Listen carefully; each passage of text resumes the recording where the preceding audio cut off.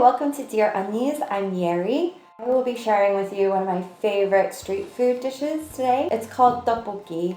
For me, this is comfort food, and it's something I make often when I miss home or if I miss my family. You can make it vegan, gluten-free, vegetarian. You can also, I'm definitely a savory food person, so I always will tend toward the savory side, salty instead of sweet. But you can sweeten it up to your taste. You can add which vegetables you like.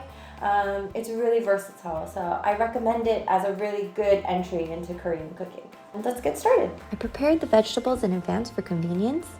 So I sliced the onion into thin slivers so that they can melt right into the sauce. If you want them to stand out, cut them thicker by all means. I also prepared the scallions in two ways. I cut them into these thick tubes so they add color to the sauce. Cut them in half if they look too tough, especially toward the ends, the pale white parts. I also cut them into thin little slices for garnish. Next, a common ingredient in tteokbokki are fish cakes. You can find them in most Asian supermarkets in the frozen section in a myriad of shapes. I am using the sheets today because they are the most popular style for this dish. Cut them though however you like. I just like traditional triangle. Next, I peel the carrots and then I just slice them into thick diagonals. I just don't want them to become too soft. I mean, who likes a mushy carrot? One of the things that Korean cooks don't tell you is that the basis for a lot of Korean cooking is the stock. And the stock is always seafoody because we use anchovies. A way to go around this if you're vegan or vegetarian is to use just dried kelp. And if you make a broth out of it, that will be the perfect foundation. It gives you depth of flavor, but also Korean cuisine is all about umami. And I really think that without it, your dish is going to be lacking just that little extra. First thing I'm going to be doing is creating a shortcut to stock. Add water. I'm going to use about 500 milliliters. This is a shortcut that my mom uses. Not gonna lie, it has MSG. It probably has some gluten. It's not healthy for you, but it means that I can have tteokbokki at my table in 10-15 minutes. So like I said, I like a salty version of the stock, which means I'm going to use about 2 tablespoons. I'll keep tasting it though.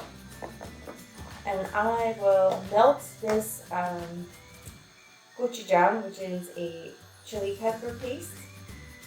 This is a staple of Korean cooking. We use it in a lot of dishes. People put tablespoons in here.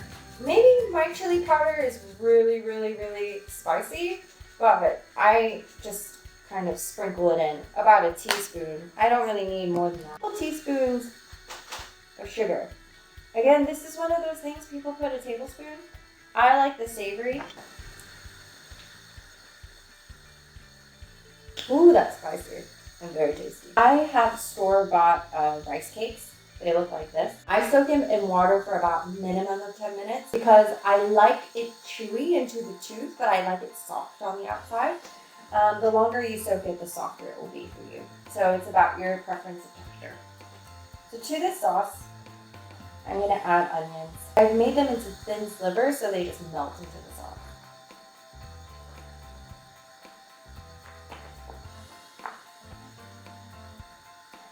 And let it simmer. One of my favorite things is boiled eggs. I think it's an unmissable part of the dish. Obviously, if you're vegan, you don't want to do that. In my view, the perfect egg is a 7-minute egg. It's a little bit gummy, and I put it in when it's boiling because it helps it be a lot easier to peel later on. It'll save you time and the white part, which is just going to drain my tteokbokki. Throw in the tteokbokki.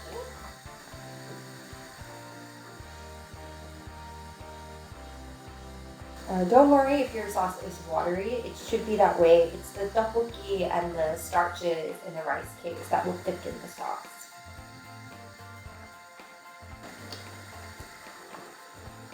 Ooh, it's spicy. That is really spicy. Throw your carrots in.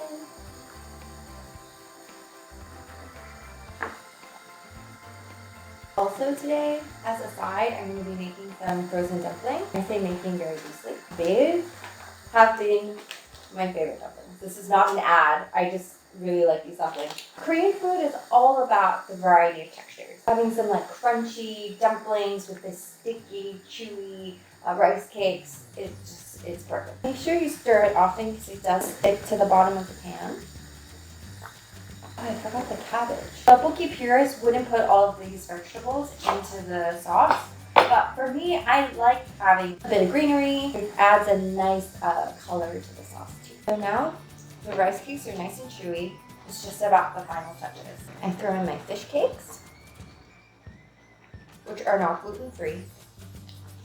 I throw in cabbage. I like my cabbage to be a little bit crispy, so I put it in at the end. I also throw in nice onions.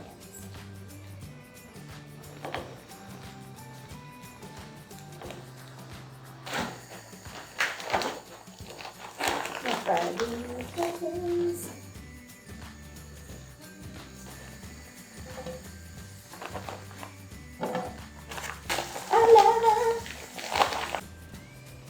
You can tell your tteokbokki is done when the rice cakes are soft and squidgy and the cabbage is softened but still has a bit of a crunch.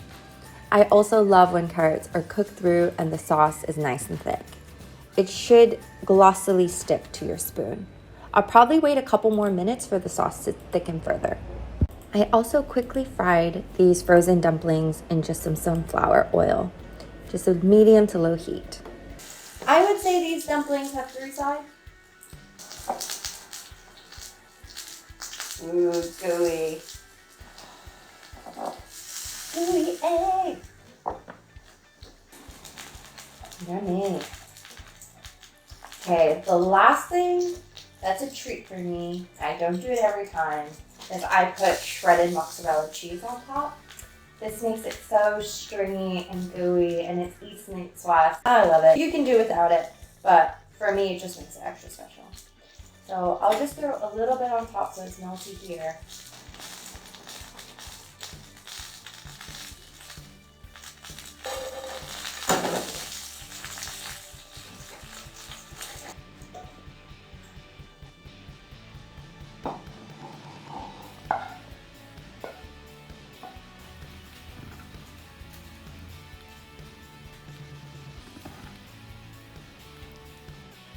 Let's try it.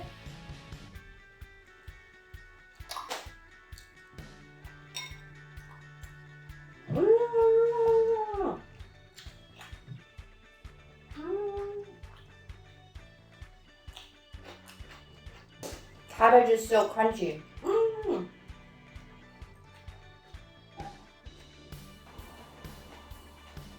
I love the cheese so much. It's so stringy.